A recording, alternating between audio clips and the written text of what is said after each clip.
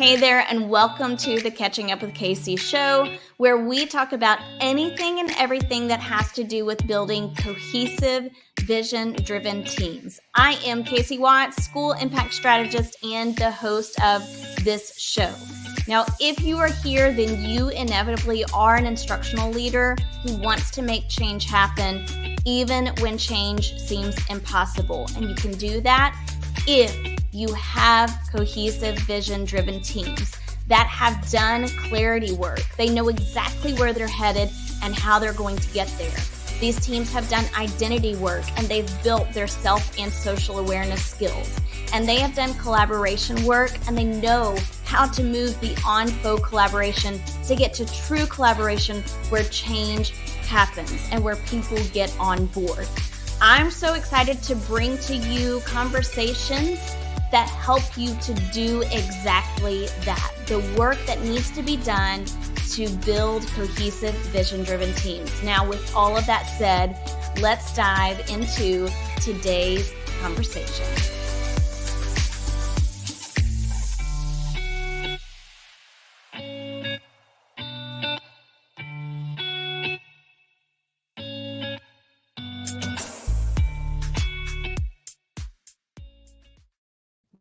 Well, hey, everybody. Welcome to the show. I am so pumped that you are here on this. Maybe it's a cold night for you, and I know it's probably true for most of you in the United States, at least kind of in my area. And for some of you, you're probably snowed in, and we are so sorry for that. But if you're snowed in and you're like cozied up with your computer, then you get to join us tonight. So I am joined tonight with Gretchen Bridgers. Gretchen, super excited to have you. I know. I love just chatting with you. Casey and I have known each other for a few years now, and it's always fun to come together and to chat and to work together. I truly feel like you're my virtual colleague, even though we've never officially met in person. So thanks for letting me come on and talk shop. Absolutely. So tonight's show is titled Teacher Essentials for Classroom and Career Success. And Gretchen, I'm going to let you run with sharing all about this. I cannot wait to hear. I listened to I think it was your most recent podcast, and there are some little nuggets in there that I definitely want to talk about with you as we're going through this show. But take a moment to tell us a little bit about who you are, where you are, your aspirations, and so forth.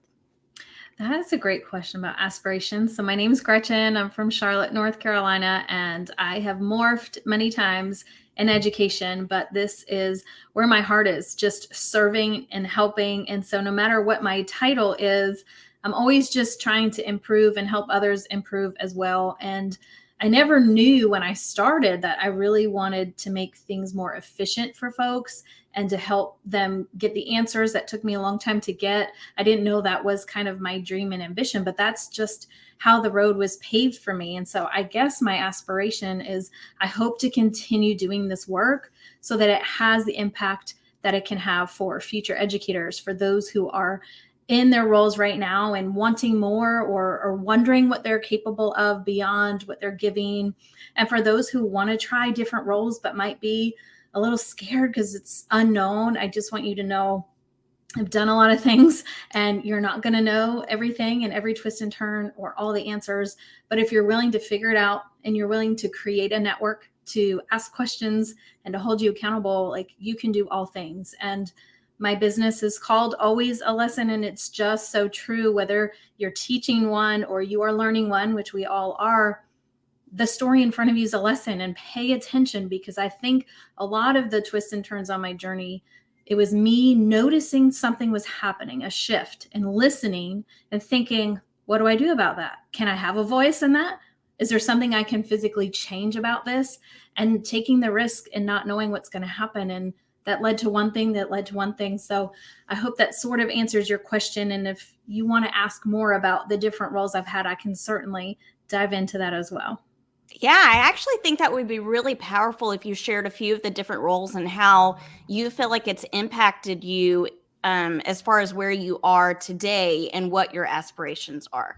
Okay, so I started teaching third, and then I kind of taught fifth and second, and there's a whole lot of stuff that happened there that really challenged me. Is this what I want to do? Am I actually good at this? Is it me or is it my principal?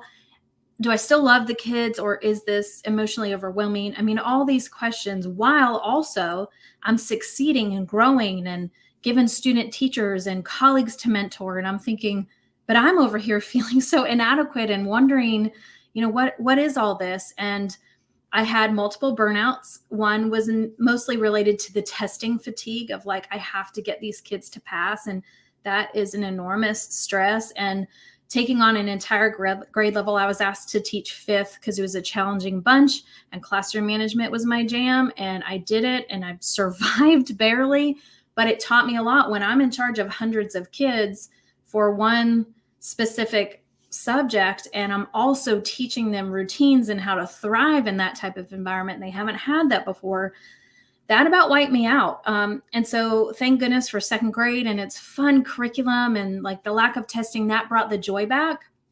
And then I felt in the Title I setting I was in, I was taking on the burden of the kids' life stories. And we had a lot of immigrants, and they would get separated from parents. And I was just devastated and tears all the time. And I just was like, I can't continue taking this on. I have no more capacity because it's limiting the love I can give back to them. And I didn't want to give up. I didn't want to give up on these kids. And I felt a lot of shame in that. Like, how could you leave?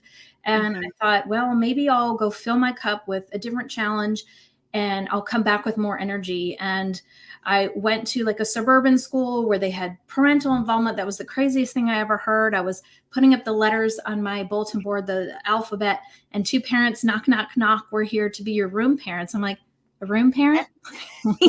what is that? Like, what do you, and they just took over, and we had the best year working together as a team. And so it challenged me. I learned a whole new side of education I would have not been exposed to. And then my calling went back to the kids that needed me most, but this time as a new teacher coach. So I got in my old district in all the classrooms that needed me the most with brand new career-changing teachers. And I was like, this is where I'm meant to be, helping the people that need the most help and want the most help and want to grow. And that came with its lessons, right? And eventually it was time for me to have kids, and I wanted to be home and present, but I also love helping people. And I was able to figure out how to virtually coach before it was like a big thing. And it's kind of turned into what it is now. And I get to be the secret reader in my kids' class and go on their field trips. But then I can also chat with you and write books and put on seminars and keynote speak. And it's just been really fun. And I would have never guessed when I walked in the classroom that first day to teach that this would be my journey, but it's developed. And so I have no clue what's ahead of me. I just want to keep going. Yeah, I love it so much. I think my very favorite thing that you've said so far is the story in front of you is a lesson. Yeah. And I think it's really challenging for people to recognize that the story in front of us is always a lesson. And until we can get ourselves to get into that mindset, that mind frame, then becoming a risk taker, like you said, is near impossible. And I was listening to your podcast the other day, and it reminded, I don't remember exactly what you said, but it was something similar to what you just shared here. And I was thinking about a teacher that I worked with last week. And just a really quick story, but I think it's going to tie in so well to what you're going to share about this upcoming book. Okay. And how, and because of what I think is going to happen with the book that you're going to tell us about, is it's going to allow schools to create a place where teachers want to be and where they thrive. So here's the situation. I have worked with this one teacher for probably 4 or 5 years now, and he is in his nature just to be kind of reserved and quiet. And I've noticed year after year that when he gets around his team of a lot of people, he does not share anything, but he goes back to his room, to his classroom, and he really does what he feels is best for his students. And so the other day we were having a conversation about some different things that are coming up. And I said, I really have a personal question for you. And we're there in our relationship. And he said, okay, shoot. He had this smile on his face, knowing he had no idea what I was going to ask.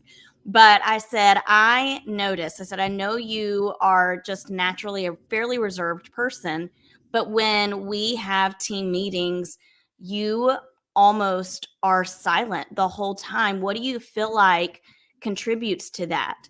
And his instinct, or maybe not his instinct, but it just rolled off of his tongue, and I think it almost scared him after it rolled off of his tongue, like, oh, I didn't really mean to say that. But he said, I'm not as good as everybody else. Everybody else is better than me. And as soon as he said it, it was like, oh, let me backtrack. Let me say something to make it sound like, okay, I don't mean exactly what I just said. I don't think that all of these other teachers look down on me or anything, or they judge me, but I just don't feel like I'm as good as everybody else. And so really, we had a moment to talk about, like, what is your mindset around this, and where do you think that's coming from? And I don't know that he's considering this story in front of him as being something that's helping him to become a risk taker, you know? Right.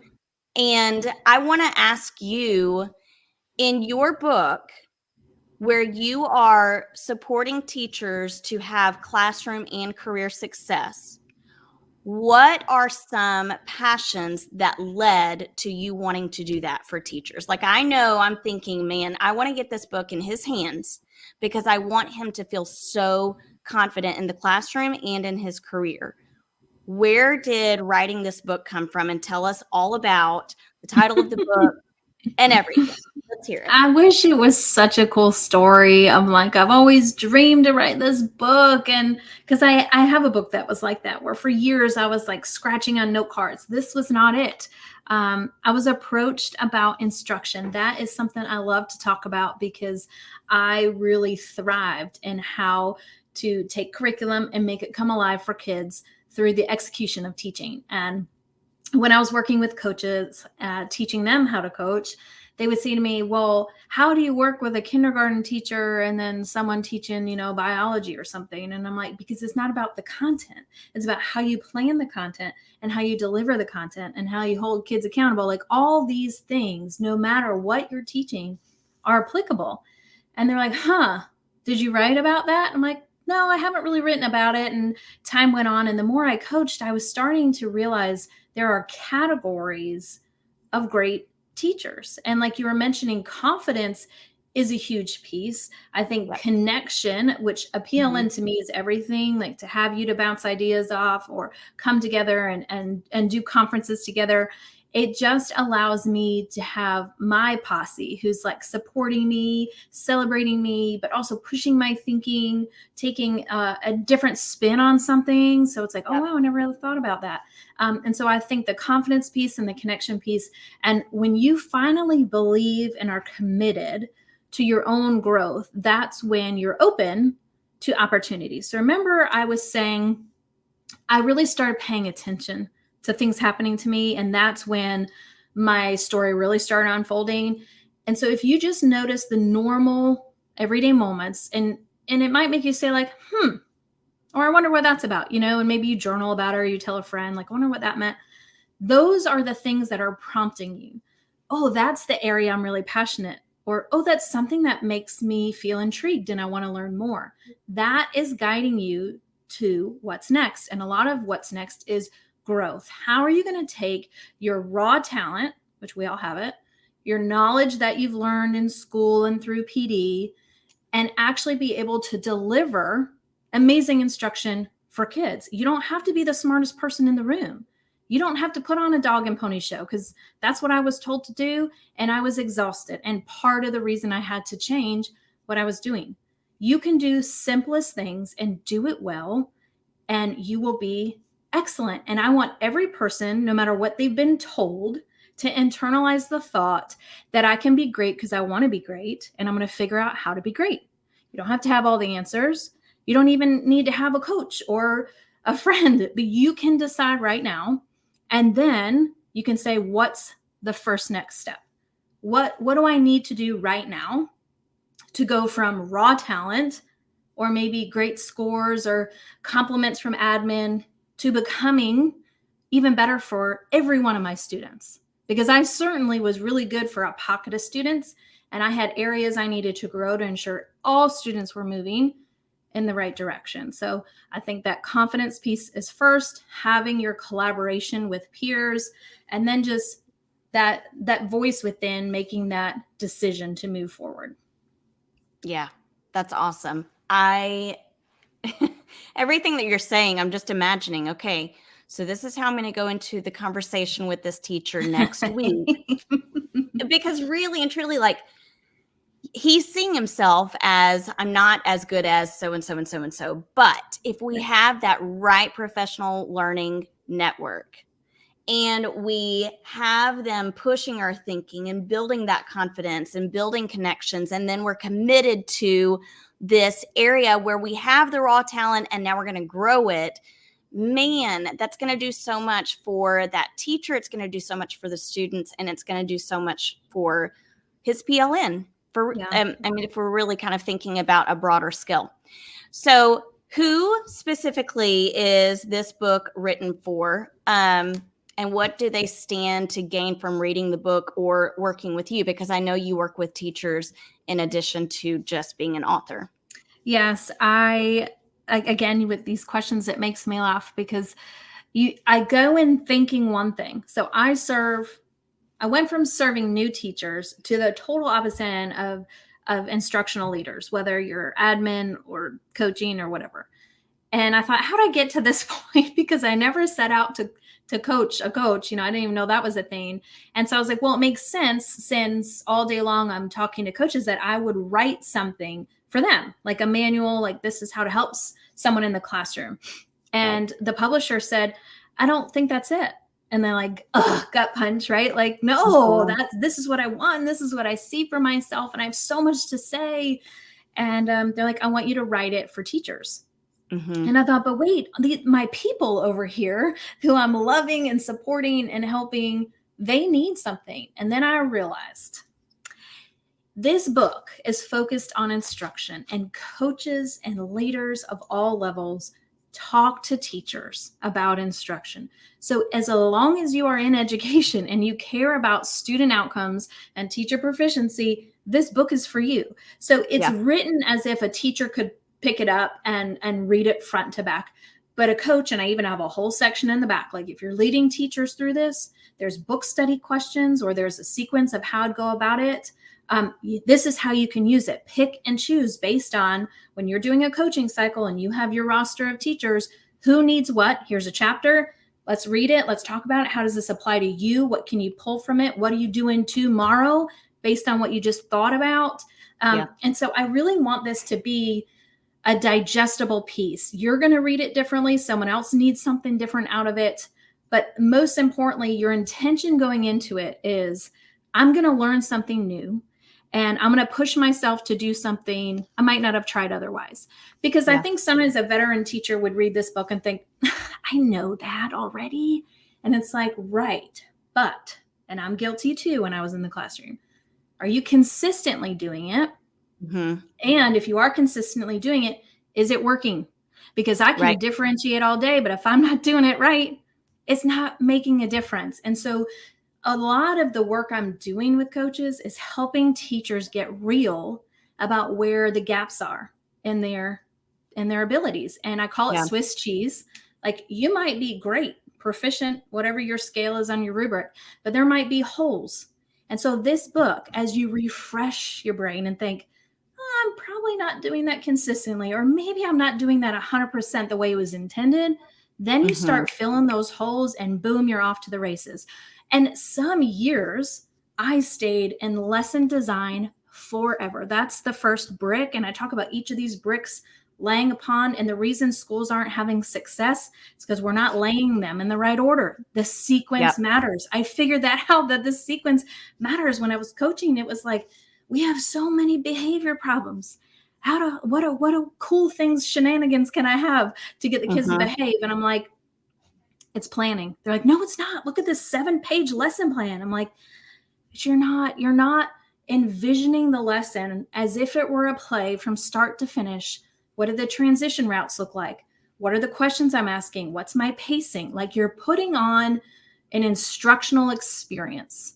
And if you haven't thoroughly thought it through, and I know all the time constraints, don't hit me with that. I know.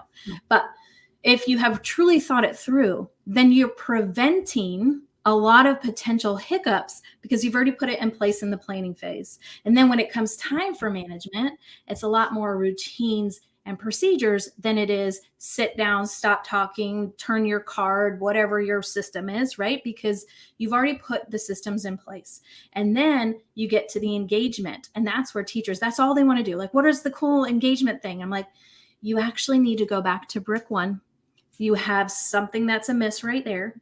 I'm not saying you need to start from scratch because you're great, you're innovative, whatever, but something is amiss in planning, and we can't do the fun, engaging things because kids aren't ready. And if you give them stuff too fast and they're not ready, it's going to be a huge missed opportunity and creates bad habits and kind of hurts the culture. So we got to do stuff in a right order. And this doesn't mean, oh, I can't start over, or if I haven't been doing it right, like I can't find success. No. Like we're going to develop a game plan that is personalized for you. I give you the roadmap.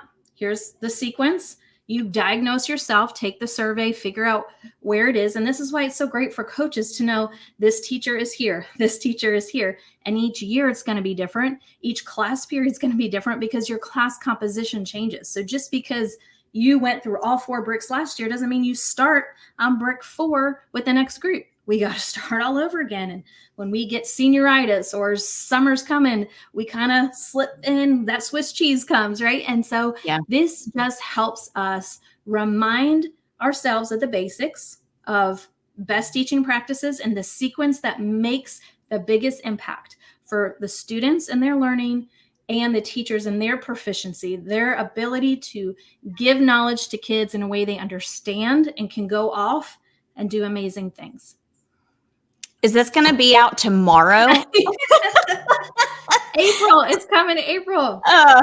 Because I am already so pumped about everything you're saying. I'm like, pins and needles. I want to order it. Like, I want it on my desk tomorrow. Oh, I'm so glad. Because, listen, here's what I wrote down. Everything that you're talking about, I feel like coaches and instructional leaders who are truly about the instruction, it is resonating with us. Guys, if you are here with us tonight live, please put in the comments how this is resonating with you. And I think, to sum it up, it cuts through the noise of all of the products and programs. Yes, because it doesn't matter, right? Like that. Plug and play whatever you want, but it's the basics. It's great instructional practices. Right. And why are we not coming back to that and focusing so diligently on those core components that you've talked a little bit about? I would do walkthroughs and bring a crew with me. And I'd say, notice how this is happening over here, or notice what's going on. And they'd say, this is boring. There's no like behaviors. Like, why is this teacher so great? I'm like, because you don't see anything happening. They've thought it through. They've built the relationships with the kids. Look, the kids are running the transitions. They're running the timer. They're running technology help. They are answering the door, welcoming guests. Like, this is a self-run classroom, and that doesn't happen overnight. But you cannot get to that fun stuff until you've gotten the basics, and it's for you and it's for your kids. Yeah. So my sweet friend Amy Ray said, April, we want it in our hands now. I wish I could give it to you. Let me see if I can get you the link, and at least you can pre-order. Yes. And guys, the link will be in the show notes. So be sure after this, you take a look in the show notes. And guys, if someone can find it on Amazon right now, pop it into the comments, pop it into the chat so you can click on it ASAP. So Kim said teachers seem to lose focus on those core things after a while. So how do you suggest, Gretchen, that people approach your book if you're noticing, because we go through cycles, and you even said like you yourself will go through cycles of kind of losing sight of what is most important, or how to hone in on some skills that we sometimes lose sight of. So how would you suggest they approach the book? Hey, Michelle, thanks for putting that in. Hey, Michelle. It's going to be different for everybody, because you as a leader might be focusing on something with your group, or maybe your principal's like, this is our focus for the year. So everyone is going to get the book, and you have the 4 bricks. So you have lesson design, then you have classroom management, student engagement, and student ownership. And that is the layers. And I think the best thing to do is get aligned. Where are we trying to go as a school? That's number one. Number two, what are teachers wanting to accomplish? Not what the district, state, school says they need to do, but what do they want to try? Like, what kind of teacher do they want to be? And then when they have that alignment and then that self-assessment, now you're ready to dive in of where it makes sense to begin, as long as they're realistic with where they are. And I want you to remember the Swiss cheese analogy, because I don't want the pushback of, I've already learned about lesson design and classroom management. We've been doing this for years. And it's like, it's about consistency and how well you're doing it. Is it producing the results that have the impact? And if not, there is something amiss. And it could be a quick tweak. I'm not saying, you're a horrible teacher and you need to, get a new job. It's just about diagnosing the disconnect. Yeah. Love that. That's awesome. Diagnosing the disconnect. Someone put that in the chat, diagnosing the disconnect, which is I'm going to say, I'm not going to say it's time consuming, because I don't think that it really is. I think that we have this idea that these things that you are suggesting and I would suggest to people, I think we have this idea that they are time consuming. They sound time consuming, but it is the right kind of thing to do with the time that we have that will benefit us, our students, our entire district for not just weeks and months to come, but years to come, if we are consistent with diagnosing the disconnect and then attacking the problem in the appropriate way. Right, because we don't have time to not have time. I mean, exactly. Right now it's like, what are we going to do or die, make a move? What's your strategy? And it's all this fluff and all this like over here and this new idea, this new initiative, or this teacher over here is really great and they do it this way, so I'm supposed to probably do it that way. And this is happening over here, but this grade level is really great. And it's like so much noise. And it's like, listen, do your thing, do it as great as you want to do it. And it could look 100 different ways. It doesn't matter. What matters is the way that you are presenting material allows students to process it, to make connections to it, and to use it to do something else, whether they create something or it adds on to the next thing. We want growth for the kids and we want growth for the adults in the room. And the only way to do that is to cut the fluff and get to the basics and really be honest with where we all are. But that takes culture. So if you feel like you don't have a great relationship where the teacher would tell you, I am a veteran teacher of 20 years, but I'm probably back in classroom management brick too. Like, it doesn't matter. You could talk to them till they're blue in the face about a strategy, but they have to be willing. Remember, I said at the beginning, you have to make the decision that you can be great. And it's not until that happens that you're going to be ready to implement, because it's probably not going to be where you think you are. And it is no reflection of your capabilities. It's all a reflection of what's happening right now. For example, let's say you had a bowl of water and you're like, this bowl of water was hot 5 minutes ago. I've kept it hot for 3 days and now it's cold, and you get so upset that you are different than what you used to be. And it's a bad reflection. It's like, temporary problem. Let's just figure out what the problem is and fix it. And off you go, because you've already done it before, which means you can do it again. So stop getting in your head and taking it personal and just say, we got a hiccup, we got an obstacle, let's navigate it. And when you have that partner who's a coach or an admin or even just a colleague who's like, let's talk shop, let's figure it out, let's swap strategies, boom, it all just connects. And you feel so much better that you're not alone and you've relied on yourself. And that teaches you, next time I'm up against a problem, I know I can do it because I've done it before. I know to connect myself to resources. I know I need to think about the problem without my emotions. And I know I need to take action. Yeah. Man, that's so powerful. Okay. And here's what it makes me think of. I think about so often how much of a struggle it is for instructional leaders, and I am including coaches, to approach teachers with a coaching conversation, because teachers find their identity in their craft. Mm-hmm. And when we approach that, we're not just approaching the we're not just approaching the practice that they're implementing, but they feel as though we are approaching them as a person, because they own that. It's where they find their identity.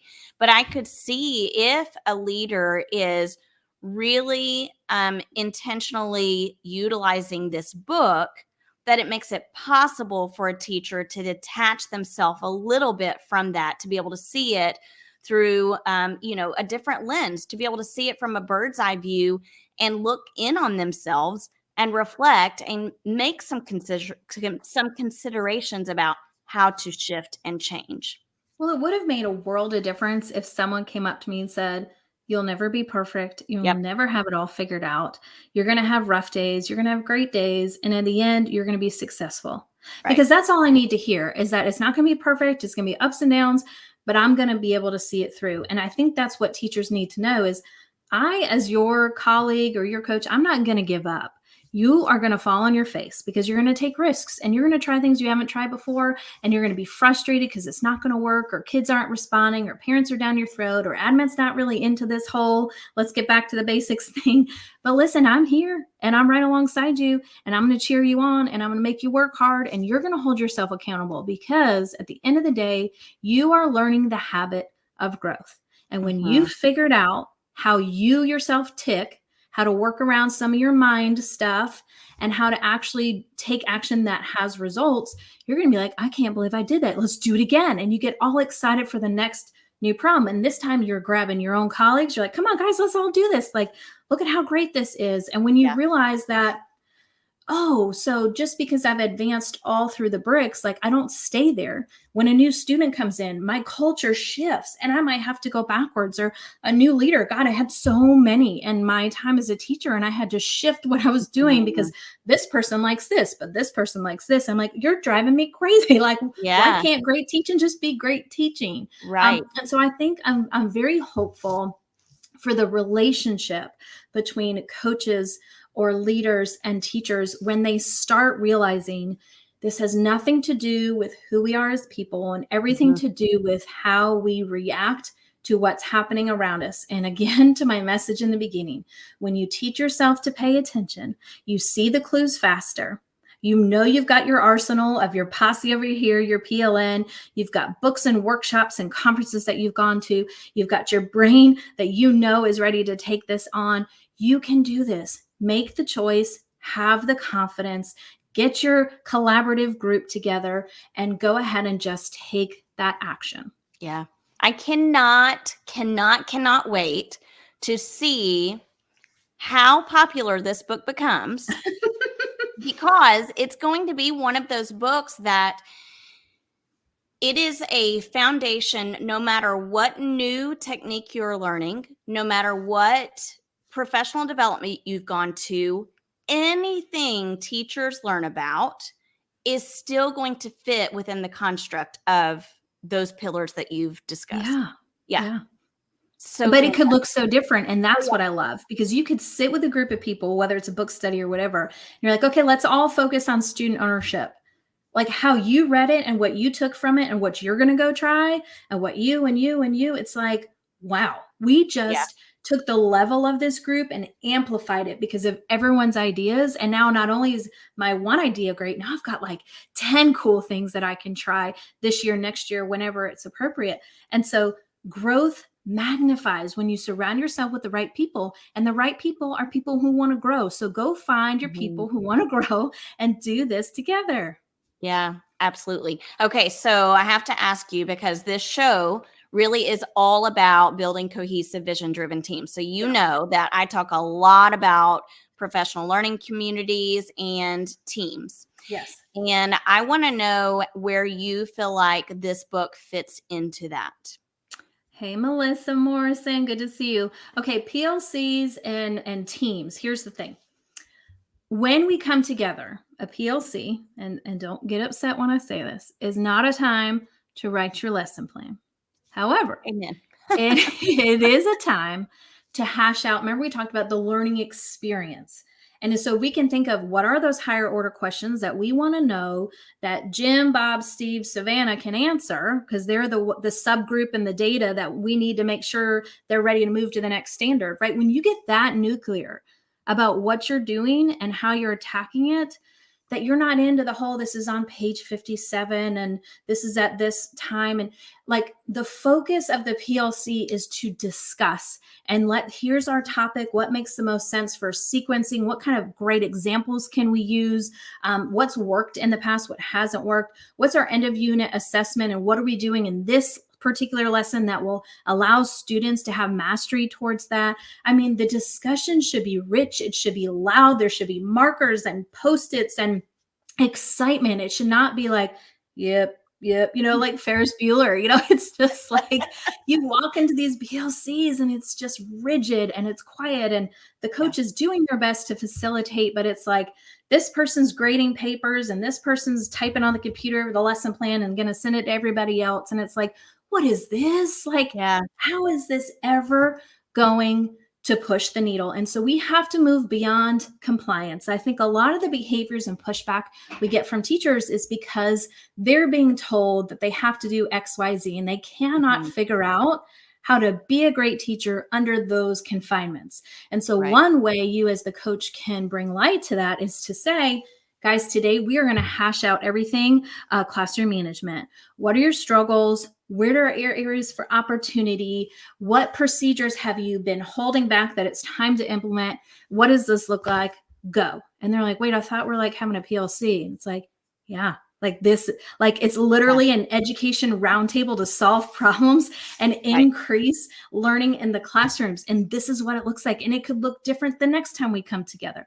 But the point is, teams are really essential for y'all to be on the same page, because I would work so hard in the classroom and I would get some gains. And then the rest of the team was trying hard, but they weren't quite in alignment. And they definitely weren't into like some of the thoughts I had and how I could reach kids. And so here I am like struggling to row the boat and I'm just not making any headway, right? And so when you have a team who's aligned to the vision and they know that the way they plan and how they deliver instruction has an impact greater than just their classroom. And now they've got this group that's helping them elevate their ideas and new things that they can try so that they can move the whole ship for the whole school forward. I mean, that takes a lot of pride and a lot of ownership. And you look at things different when you realize the domino effect because of your intentionality and how you show up during that PLC and how you hold your team accountable for showing up on time, showing up with materials, come with some good ideas, come with some encouragement, because not everyone's going to be their best every day, but we all got to show up willing to do the work. And a lot of the work is thinking, and it's collaborative and it's loud, and you leave and you're like 100 papers and you're like, well, I don't have a lesson plan, but I've got my lesson plan, if you know what I mean. Yeah. And you want teachers leaving that time feeling as though they contributed, feeling as though they are valued, and thinking, I can't wait to come back and do this again next week. I can't wait to come back and share what all I tried out in my classroom based on the conversations that we had. I can't wait to come back and share where I failed or where my students failed and problem solve it with our team, because it's a professional learning, if we can place emphasis on that, and community. I love it so much. And one thing you had brought up, and I don't know if I answered it, so apologize, but it was all around the idea of time. Like, how do I thoroughly plan and design this experience that has great classroom management and student engagement and student ownership? Like, how do I get all the bricks in there when I don't even have time to eat lunch, or I'm running to my second job and then I've got to let the dog out? And oh, by the way, I have kids. I should probably feed them something. And you start swirling, and anytime the emotions come, we're just not thinking clearly. So just stop. You're not going to get anything productive done. But the point is, you are building habits, and habits in the beginning take a long time. Remember when you first started teaching, it was like, took forever to write a lesson plan, or you were shaking up in front of the kids, or you'd never finished your lesson in the pacing you thought, and you're always going over. But that isn't how the message lands. In the end, you're able to tweak and find your own pace and your own wording and your own style and your own personality. And so the same thing will happen as you implement these bricks. It's going to be like, oh, dear God. And then it's going to be like, okay, wait, I think I have a plan. Okay, that didn't work. Wait, let me try again. And then it's going to be like, yes, I got it. Right? Let's move on to the next one. And as you start building habits in brick 1, you realize they carry over because it's the same mentality and it's the same work ethic, and you've already mastered that. The problem just shifts to a new topic. And so you realize you're picking up steam. You're not losing a lot of time anymore. And your kids will start to respond. Your students in the classroom will respond because they too are building habits. You're helping them become stronger learners. They're learning habits of being a learner, and they're realizing they have a say in the process and how this goes. And the more things that you do during the day to increase that learning, the more that they want to show up and keep growing in terms of what they bring to the table. How many questions are they asking? How are they connecting to the text and each other in the world? How can they lead a class discussion? What about that self-running book club you've always wanted to do? And they can't wait to evaluate their own performance during that time and how everyone else did and set goals for the next time. And you're thinking, that is worlds away of where I am right now when we're playing trash get ball and spitballs and they're cussing me out because I've had all that too. It is possible. You just one brick at a time, trust the process. The kids are going to learn and develop, and that takes time, but it will pick up and get faster. Yeah. You are absolutely so passionate about this. And sorry, am I like this? I talk a lot with my hands. You are, and I'm loving it. I'm eating it up. Like, yeah, keep going. What else do you have to say? You could just keep rolling. We're just going to keep rolling the tape to see what else Gretchen has to say. So we are going to start to wrap up here in a little bit, but I do want to give you a chance to share with our listeners anything else. Well, number one, what you want them to take away from today's conversation and where they can find the book. So give all the details about where they can find the book, when it's going to be out, how they can get in touch with you, and just know, audience, if you're listening, all of this will be in the show notes. So be sure to take a look at the show notes, and I'm going to be emailing everything that Gretchen shared today out to you. So be sure, if you're not on my email list, to get on it so you can get the replay and you can get any resources she has to share. But tell us what you want them to take away. I want you to take away that growth is possible by keeping it simple and really honing in on great instruction. And I think when you believe that these 4 things, I know it's such a simple list, when you realize these 4 things can transform an entire school building, then I think it's time to get to work. And it has a lot to do with commitment by believing we can do it and the teachers can do it, and having this roadmap. And all it takes is one foot in front of the other. And so this comes out in April. I'm going to do a book study, so feel free to jump in or do your own. Or the whole point is that you put it in the hands of someone who feels like, I'm ready. I'm ready to grow. I don't know what it looks like, but I think this resource might be helpful for you to pick and choose how you want to do that. And you can't go wrong no matter which brick you decide to start, although I prefer you start at the beginning and work your way through. If you go to alwaysalesson.com, again, Casey was saying she'll have it in her newsletter and everything, and you can pop on mine if you desire, and you'll get to hear all about that as well. But I am just very thankful for everything that I have learned and all the obstacles and many tears to come to this realization that good teaching is good teaching. It doesn't have to be fancy and crazy. It doesn't matter what tech tool you're using or which curriculum, that these basics, no matter where you teach and who you teach, will bring students to success. Yes, preach it, sister. Okay, I love it. I'm so excited. And I hope that this is just one small step for everyone to get back to just simply great instruction. Yeah. Because that's where it happens. Okay, audience, please let us know in the comments. Actually, if someone will put alwaysalesson.com, right? That's where they get to your website. Yes. Mm-hmm. Someone put that in the comments for us. No, it will be in the show notes. And also share what's been most useful for you, audience members. We want to see that in the comments. And thank you guys so much for popping on live with us. And if you're catching the replay, We're excited that you are catching the replay and hope that you will share this with whoever you can. So share it with leaders who can get this book into teachers' hands. Share it with coaches who can read it and support their teachers. Yeah. Share it with teachers who are ready for that next step, because they are eventually going to be also the game changers. We want them to be teacher leaders who are empowering their peers. So let's get this book out to as many people as we can. Even though we're so ready to have it in our hands like tomorrow, we're going to have it in our hands in April, right? Well, if you pre-order, you probably will get it earlier, but I don't want to promise. Okay. We'll just keep our eye on our mailboxes. Okay, so let's see. Melissa said, helping teachers get back to the basics. Yes. Learn the habit of growth and grow your raw talent. Oh, yeah. I love it so much. So many nuggets of gold in this episode. This resonates with me. I want the book today. Thanks, Colleen. Today. All right, guys. Well, Gretchen, thanks for coming on. This was fun. It was good to see your pretty face and talk shop. You know, we always love chatting. So thank you. And for everyone showing up live, I know it's Sunday. I know you got a big work week ahead, maybe even horrible weather that you're trying to get through and it's late. But I thank you for listening. I thank you for what you do, for all the teachers you support, for the students that you support. What you do matters. And I'm just thankful you are part of this crew. Yeah. And I hope that you guys were super inspired, because I definitely was. This is going to be just what I needed to get the week started. I'm all right. So glad.